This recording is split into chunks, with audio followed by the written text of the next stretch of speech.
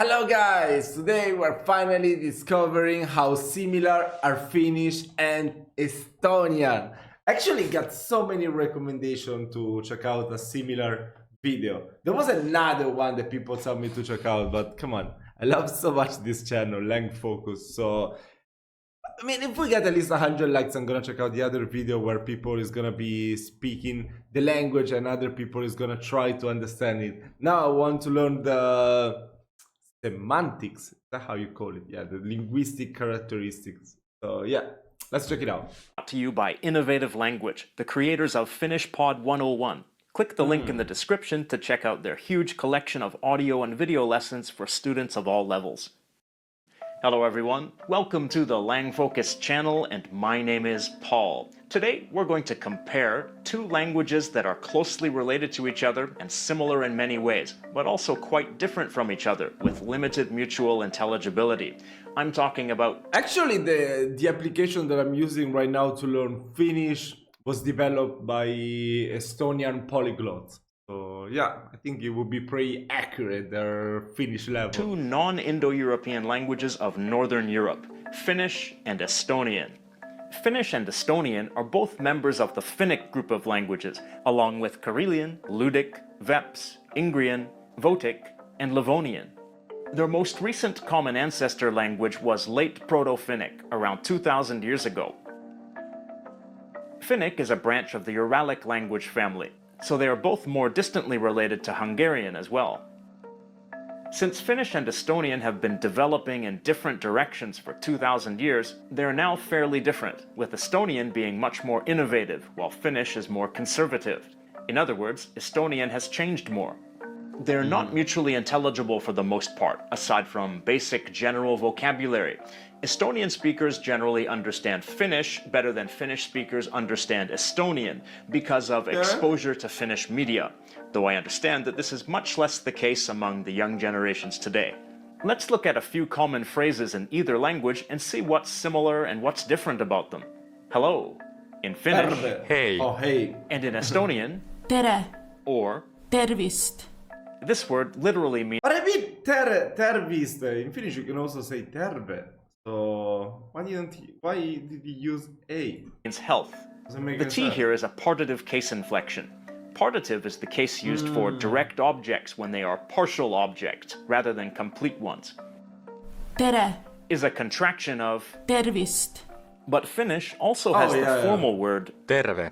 for hello, which literally means healthy. This is a cognate with the Estonian word, tervist, except terve is an adjective rather than a noun.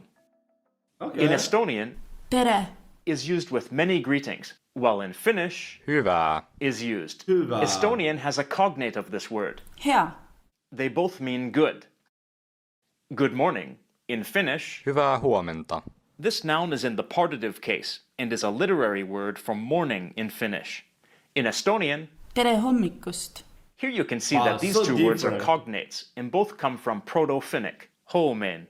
But the Estonian word is in the elative case, which is used with the sense of from or out Bro, of. it's so complicated. Good day or good afternoon. In Finnish Hyvää päivää.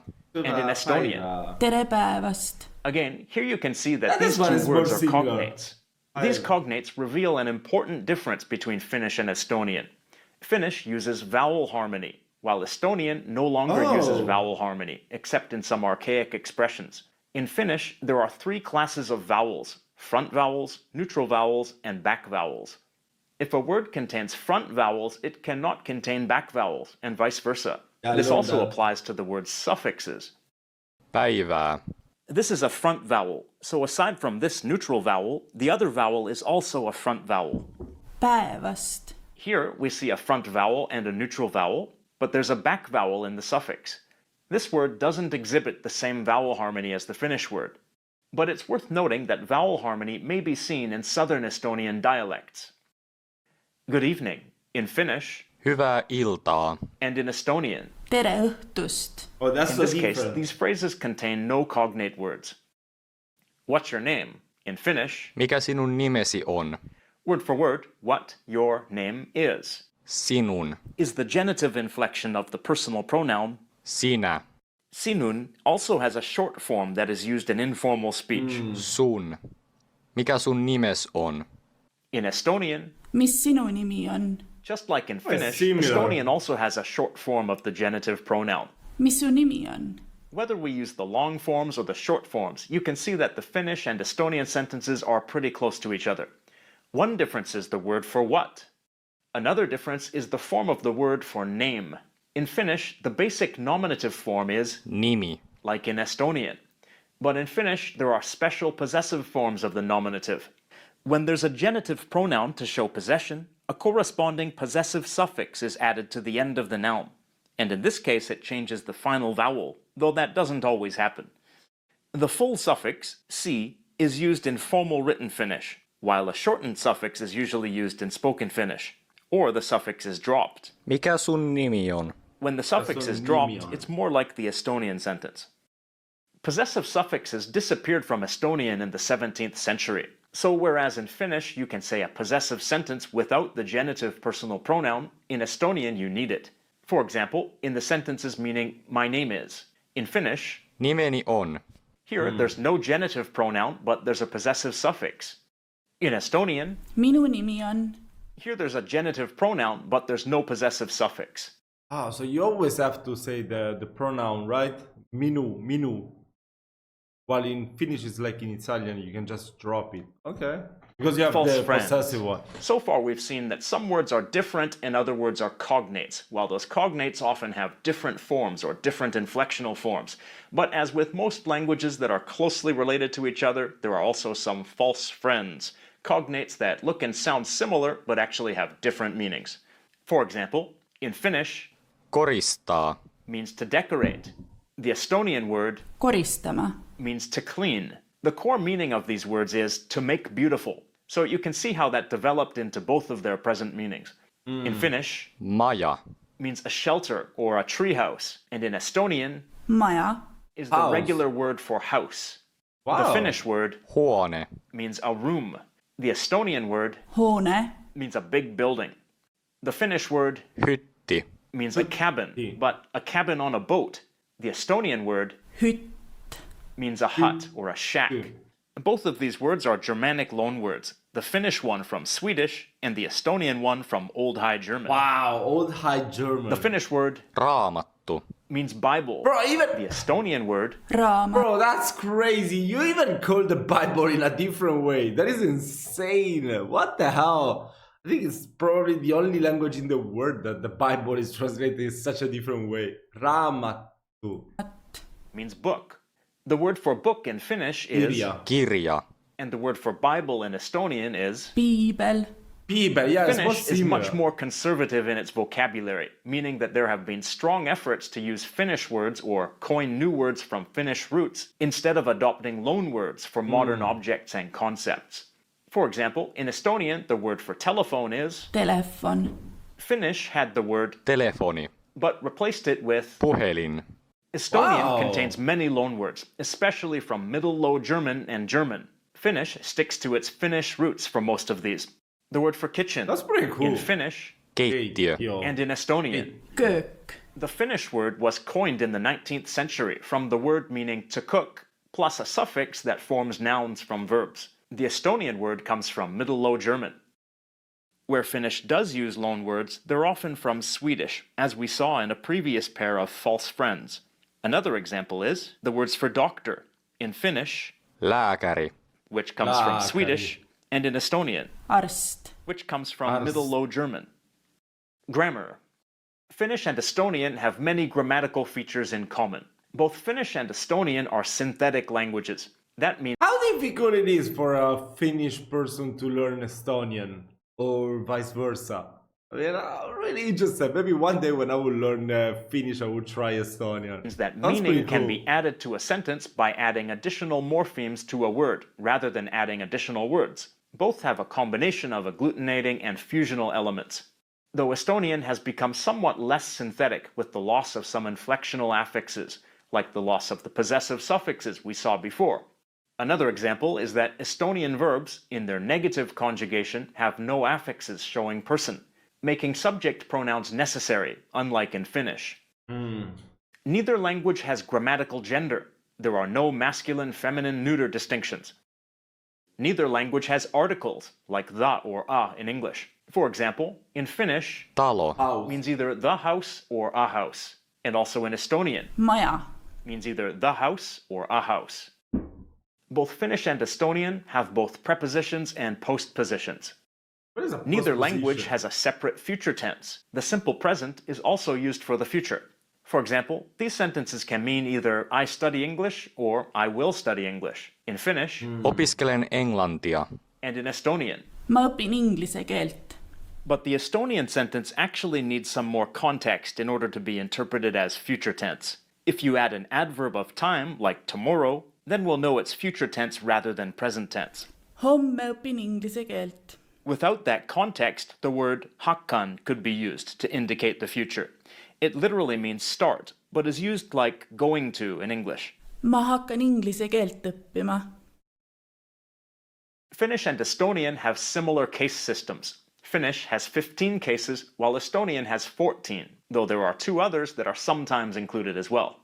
There's no accusative case on the Estonian list, but as in Bro, Finnish, that's crazy. 15 cases. I think I learned like maybe 4 or 5 so far. What the hell? It's so complicated. But I mean, the more you study, the easier it will get. It's just complicated because you don't have it in your language. So when you learn a different language, it seems something like very impossible. But after a while, it will just come to you. Finnish, the accusative form is the same as either the nominative or the genitive form. Grammatical differences.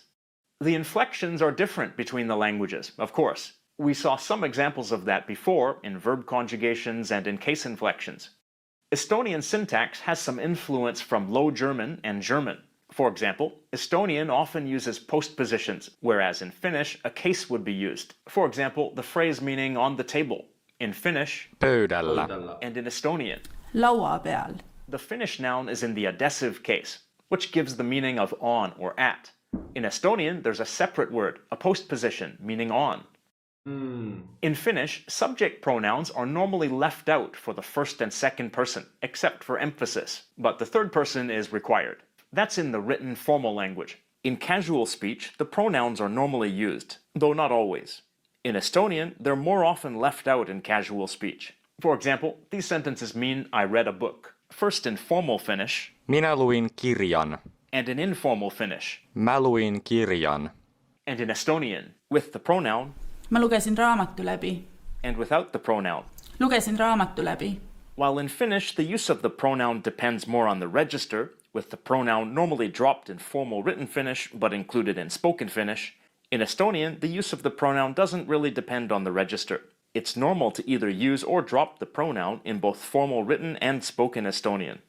One other difference here is that in Estonian, the word läbi is necessary because the object here is a whole object, like the accusative case. It adds the meaning of through, like I read through the whole book. This word would be unnecessary if the noun was in the partitive case, referring to only part of the book. Next, we're going to simply dive into some sentences and see what we find. These sentences mean, I study literature in university. In Finnish, Mä opiskelen kirjallisuutta yliopistossa. I study literature in university. And in Estonian, Õpin ülikoolis kirjandust. word for word it's, I study in university literature. First, it's different, notice that the Finnish sentence contains a subject pronoun, while the Very different the sentence structure, right? The order. How? Estonian sentence doesn't. Remember that in either language, people can use or drop the pronoun, but in speech it's normally used in Finnish, while it's more often dropped in spoken Estonian. Next, we see a pair of cognates, meaning study. Opiskelen. Õpin. There's an interesting difference here. The Finnish verb has a suffix that makes it frequentative, meaning it shows a repeated action. It changes the meaning of the verb from learn to study. But if we remove the suffix, it's a lot more like the Estonian word, opin. The Estonian word can be used as it is, with the meaning of study, even though it also means learn. Next, the words for literature are cognates. Both are in the partitive case, the case used for partial direct objects. In this case, the person doesn't study literature in all its entirety. That would be impossible. The person studies only part of the literature available, so the partitive case is used. But obviously, even though the same case is used in both languages, the inflectional forms are rather different. Next, the words for university are different, though both are in the inessive case, which adds the meaning of in. Note that the inflection of the Finnish word is an abbreviated colloquial form. It matches the informality of the sentence shown by the short pronoun. And one more sentence. If you drove more slowly, I would be able to read the map. In Finnish, Jos ajaisit hitaammin, niin pystyisin lukemaan karttaa. word for word it's, if you would drive more slowly, then I would be able to read map. And in Estonian, kui sa aeglasemalt sõidaksid, saaksin kaarti lugeda. word for word it's, if you more slowly, you would drive, I would be able to map read. First, we see different words meaning if. Here, Finnish has no pronoun, which tells us this is likely more formal Finnish. In Estonian, the pronoun is present, which is common in both formal and informal registers. Next, we see two different verbs meaning drive, but both are in the second person singular conditional.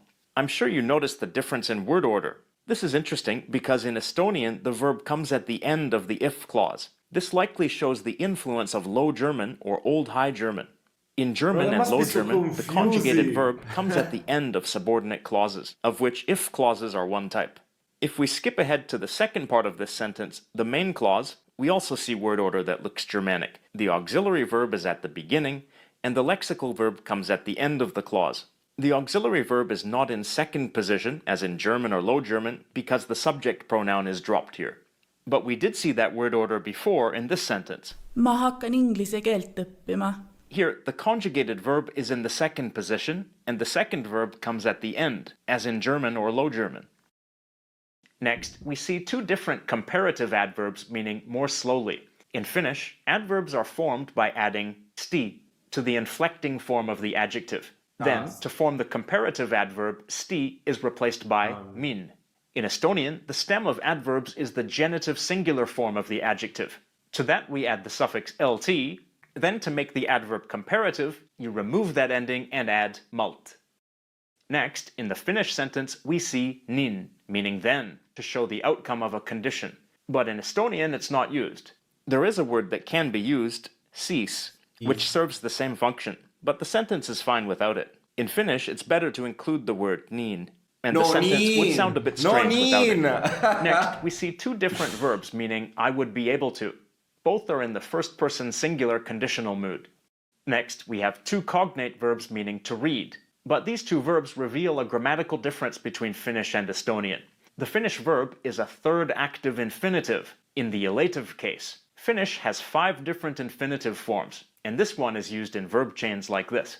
Estonian has only 2 types of infinitive, the ma infinitive and the da infinitive. This one is the da infinitive. The da infinitive is used when something may or may not actually occur, whereas the ma infinitive is used for things that are certain. The da infinitive is used in sentences meaning things like, Bro, I feel like if I would just watch videos like that, I would stop learning any language in the world. Oh my god, what the hell? I mean, it's cool to see the differences and all that, but bro, I wouldn't have been able to learn any Finnish at all if I was start to read stuff like that, like 5 different infinitive forms, this type of case, the other type of case. Bro, I just learn. And at some point it just clicks in my head that I get like, oh, here you use the sa, here you use the la, here you use the sta. Bro, like this it's impossible. It's too boring to learn like that. I mean, at least for me. It's too much. like she can, or he may, or we want, etc., because the action is not certain. And after that we have cognate words for map, both in the partitive case, but with different inflectional forms. As you can see, Finnish and Estonian function very similarly, and their shared roots are obvious, but it's also obvious that they split off from each other a very long time ago. Estonian is by far the more innovative language and readily open to changes, while Finnish is much more conservative, at least standard Finnish. If we introduced Finnish dialects into the comparison, there might be more similarities with Estonian. Standard Estonian was based more on Northern Estonian dialects as they were spoken, whereas Standard Finnish was based more on conservative forms that were common to all or most Finnish dialects. The question of the day. For speakers of Finnish and Estonian, how well do you understand the other language? Do you think exposure to the other language would be enough to get used to it and understand it? For other people, what's your impression of these two languages? How similar do they seem to you? If you're interested in learning Yes, I'm interested in learning Finnish. I recommend you click the link in the description to check out Finnish Pod 101. They have hundreds of audio. Okay, I would definitely check it out because there's not too much material to learn Finnish available online or anywhere. But I still have to finish my book. I'm not even halfway through it. It's too hot, guys. It's too hot. Oh my god. I mean, I can't learn too much. I'm learning very little because it's too hot and I can't focus when it's too hot. I really hate the heat. But yeah, I mean, saying this, I feel like if one day I will start to learn Estonian, it will be when I will become fluent in Finnish. Could be never, or it could be in 1 year or 2, I don't know. But before I need to learn Finnish because the sentence structure is too different. I will get too confused if I try to learn them at the same time. You know, they have their differences, but they're still pretty similar, you know? So yeah, I never try to learn two languages that are similar to each other because it's too confusing. This video was really interesting and very informative. Maybe next we're gonna check out the other video where a Finnish speaker and the Estonian speaker are gonna try to understand each other. It could be fun, it could be fun. So yeah guys, I hope you did enjoy this type of video. Don't forget to leave a like, subscribe to the channel, and I will see you in my next video.